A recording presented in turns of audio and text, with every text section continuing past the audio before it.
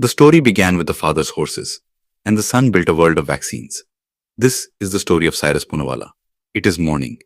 There is movement in the stables, the sound of horses' footsteps, and in the air, a mixed smell of soil, fodder, and sweat. From the outside, it looks like just an ordinary morning at a stud farm. But who could have imagined that from this very world would come a story that would go on to touch not lakhs, but billions of lives? The fear was that after independence, India faced a severe shortage of life-saving vaccines, and whatever was available was expensive.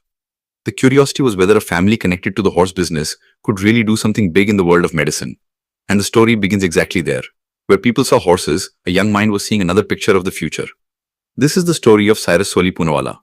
Born on the 11th of May 1941, Cyrus grew up in a family whose identity was tied to horse breeding. His father, Soli Poonawalla, founded Poona Stud Farm in 1946, which later became known as Poonawalla Stud Farms. It began with around a dozen mares and one stallion, Clarence GB. The interesting thing is that from the farm's very first crop came a horse named Fitzcall, which won the Indian 2000 guineas. In other words, even in the work the family was already doing, they were not ordinary. They were operating at the top level. Over time, this stud farm came to be counted among India's most prestigious thoroughbred breeding centers. According to official information, the farm produced hundreds of classic winners, gave multiple Indian Derby and Indian Classics winners, and built a distinct identity in the turf world. So it would be more accurate to say that Cyrus's father did not just sell horses, but was a major name in horse breeding and the stud farm business. That difference makes this story even deeper because the son came out of an established legacy but changed the direction of that very legacy. Cyrus's interest did not remain limited only to the family business. He had business sense, but along with that, he also had a distinct leaning toward science and practical problem solving. As time went on, he saw that India had a severe shortage of life-saving immunobiologicals. At that time, many essential vaccines and sera were imported, and their prices were so high that it was difficult for ordinary people to access them. That gap later became the biggest opportunity of his life. The official history of the Serum Institute of India also says that the company was established in 1966 with this very purpose, to manufacture life-saving immunobiologicals that were in short supply in the country and dependent on expensive imports. But the most interesting turn comes here.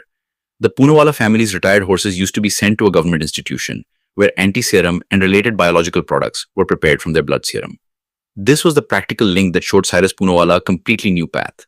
Bill Gates too, while writing about the Serum Institute in 2025, repeated this same point, that Cyrus and his brother recognized the manufacturing opportunity in low-cost vaccines and biologicals and moved in that direction in 1966. Put simply, where other people saw racing value in horses, Cyrus saw biomedical value in that same ecosystem. That was the vision that changed the whole story. Many people manage a family business, but very few see a new future industry inside the resources of that family business.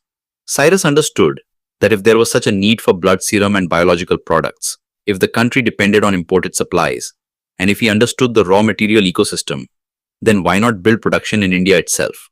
Today this idea sounds obvious, but in India of the 1960, it was a very big risk. Neither was the ecosystem ready, nor was the private biotech sector anything like what it is today, and nor was it certain that a young man from a horse breeding background would survive in the world of vaccine manufacturing. At just 25 years of age, in 1966, Cyrus Poonawalla founded the Serum Institute of India with his brother. Both Bill Gates and Serum Institute's publicly available accounts say that the company was started by Cyrus and his brother together. Today that sounds very simple, but at that time it was an almost impossible jump. From the world of stables and horses into the highly specialized field of vaccines and biological manufacturing. This is the point where the story moves beyond inspiration and becomes a story of audacity. The initial challenge was this. The idea was there, but where would the expertise come from? So the Serum Institute strengthened its foundation with the help of experienced doctors and scientists. In the early years, the company focused on therapeutic sera and anti-tetanus related products.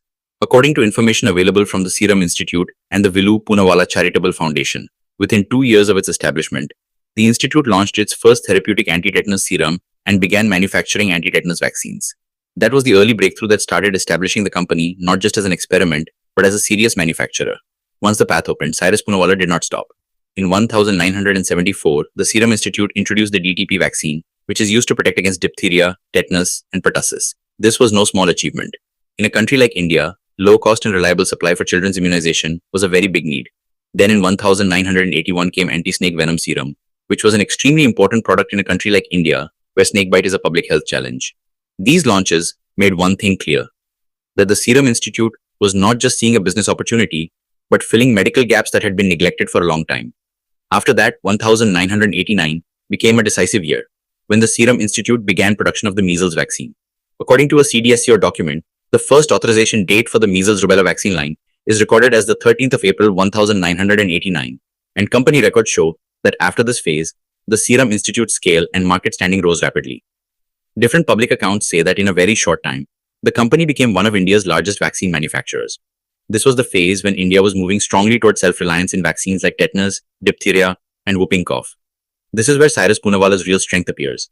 He did not see the vaccine business merely as a high-margin niche industry. His model rested on scale, affordability, and reach. The effect of this philosophy was that the Serum Institute slowly shaped itself according to the needs of mass immunization.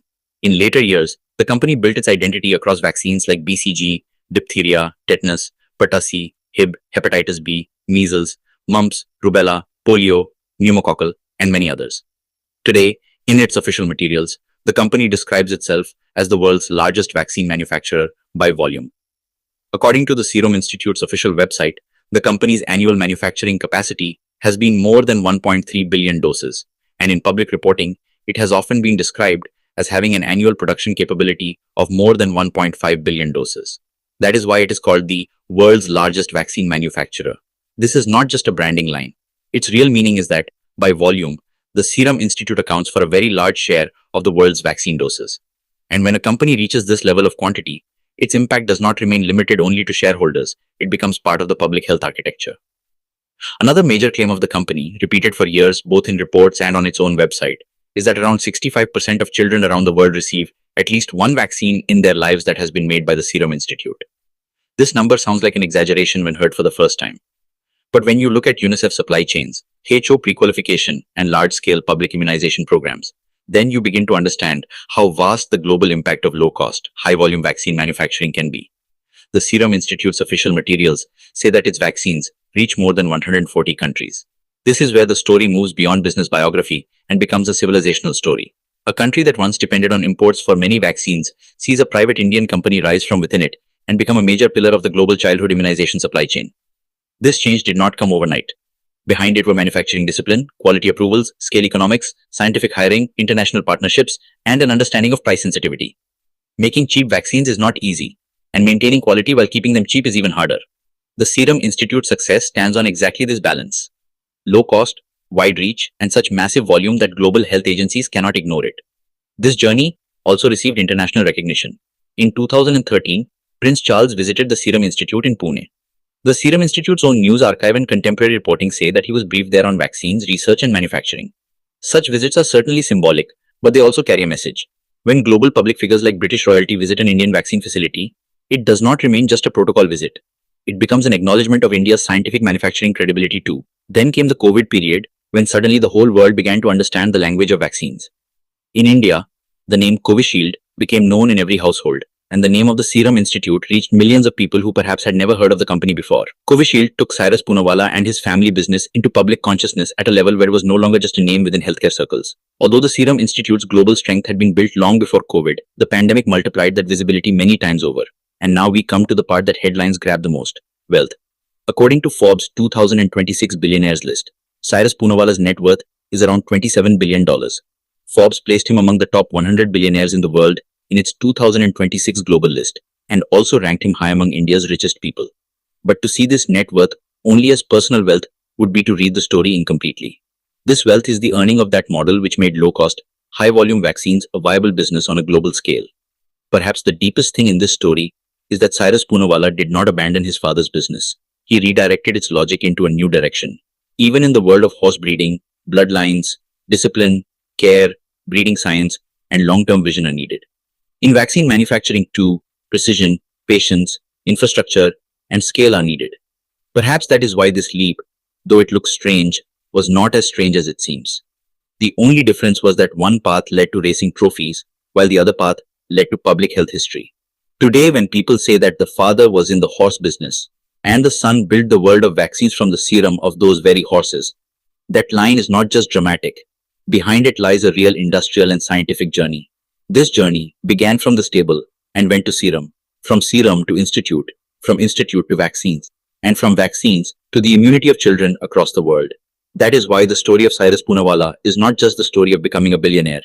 It is like that rare Indian story in which business, science, timing, and public need, all four, come together in one direction and create history. If this video has taught you something new, or if you feel this information should reach more people, don't forget to like and share the video. Your small share can become valuable and useful information for someone else.